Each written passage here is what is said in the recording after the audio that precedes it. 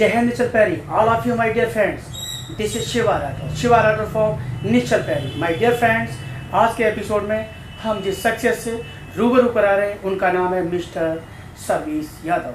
Service Yadav पूर्व में जिला पंचायत रह चुके हैं और वर्तमान में जिला पंचायत चुनाव भी लड़ा है इन्होंने।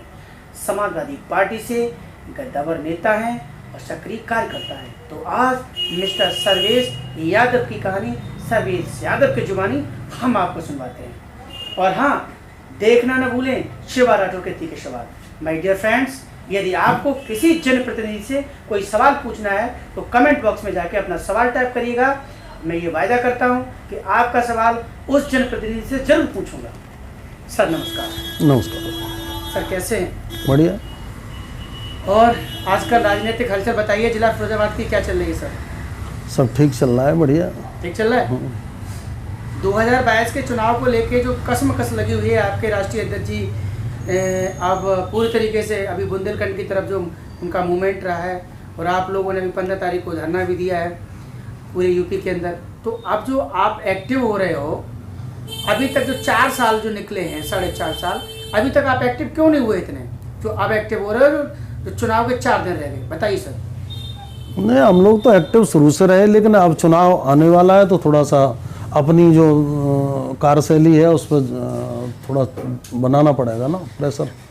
एक तीखा सवाल है शिवा राठौर का आपसे कि आप ये बताइए कि आप 2022 में जो चुनाव विधानसभा का आ रहा है, आप किस तरीके से चुनाव लड़ेंगे और आपको कैसे लगता है कि समाजवादी पार्टी पुनः 2022 में अपनी सरकार बनाएगी और अखिलेश यादव मुख्यमंत्री बनेंगे? बता सर।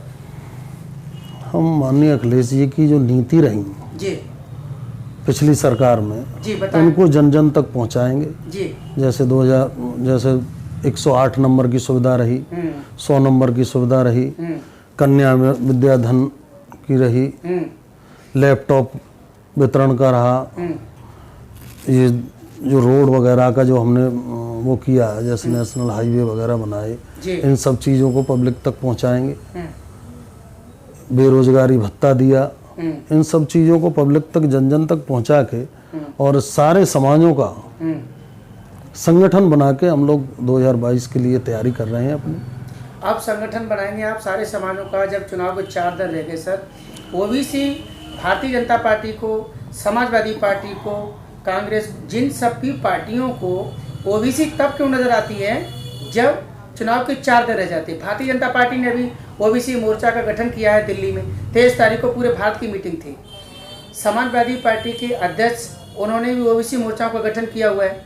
अब आप लोग सभी जितनी जो पार्टियां हैं, चाहे बीएसपी हो, चाहे वो सपा हो, चाहे वो भाजपा हो, ये चुनाव के 4 दिन पहले ये ओबीसी को ये लॉलीपॉप क्यों देते हैं कि तुम ये पद लो, तुम ये पद ले लो, तुम्हें ये मिल जाएगा? अब ओबीसी भी बहुत समझदार लोग हैं जी। ओबीसी में लोग ऐसे नहीं हैं। जी जी।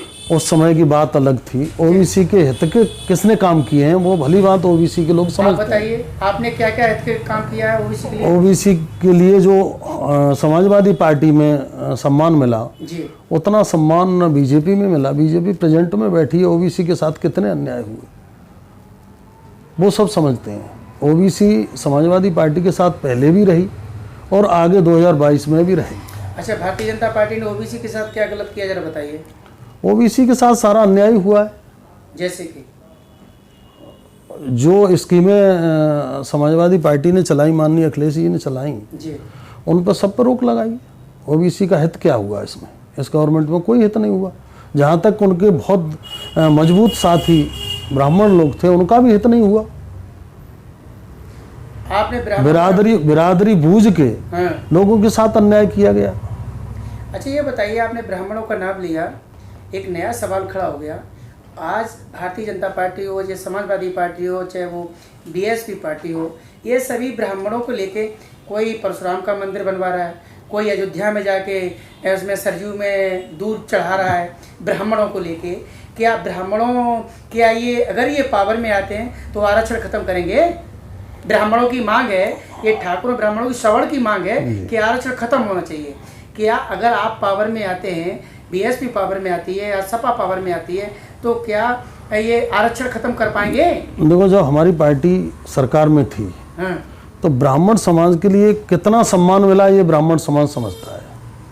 जनेश्वर मिश्र योजना चलवाई, स्पेशल उनके नाम से योजना चलवाई और उसका लाभ अक्सर ब्राह्मण समाज को हुआ। तमाम ऐसे सम्मान मिले जिससे लोगों को लाभ मिला। और बात आती है आरक्षण की, आरक्षण पे भी विचार होगा सरकार आने। अच्छा, नेक्स्ट सवाल ये बनता है कि यदि आपकी सरकार 2022 में बनती है तो प्राथमिकता क्या रहेगी सर? विकास की प्राथमिकता रहेगी। ये गेट खोल दीजिए। हम लोग विकास लेके पहले भी गए समाज में और विकास से ही सरकार बनी और वायदे भी पूरे किए और उन्हीं बातों को लेके 2022 में जा रहे हैं पब्लिक में। ओके माय डियर फ्रेंड्स, अभी आपने देखा कितना तीखे सवाल थे। हमारे प्रोग्राम का नाम है शिवा राठौर के तीखे सवाल, नेताजी भी हाल है। माय डियर फ्रेंड्स, किसी भी जनता के प्रतिनिधि से किसी भी व्यक्ति को कोई सवाल पूछना है तो कमेंट बॉक्स में जाके आप कमेंट करिएगा, मैं आपका सवाल जन प्रतिनिधि से जरूर पूछूंगा। आज जो समाजवादी पार्टी के बारे में, सरकार के बारे में सर्वेश जी ने बताया है, सर्वेश की जुबानी, सर्वेश की कहानी हमने आपको दिखवाई। माय डियर फ्रेंड्स, आज इस वीडियो को इतना लाइक शेयर सब्सक्राइब करिएगा कि ये सर्वेश जी की जुबानी जो आज एपिसोड है जन जन की आवाज़ बने।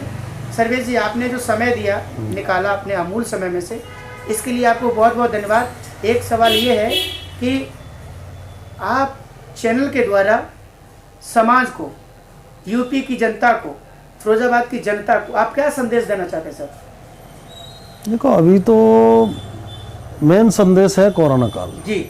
कोरोना काल के नियमों का लोग पालन करें, दूरी बनाए रखें, मास्क लगाएं, सैनिटाइज करें और अगर स्वस्थ हैं तो सब कुछ ठीक है। गुड। नेताजी, आपको बहुत बहुत धन्यवाद। देखा मेरे डियर फ्रेंड्स, इन्होंने अभी जो लाइन बोली है वो ये देश के हित में है, समाज के हित में है। कोरोना अभी गया नहीं है, तो सभी लोगों से ये निवेदन है कि कोविड-19 की जो गाइडलाइन है प्लीज़ इसको फॉलो करें। जय हिंद, नेचर पैरी, all of you my dear friends. Sir नमस्कार।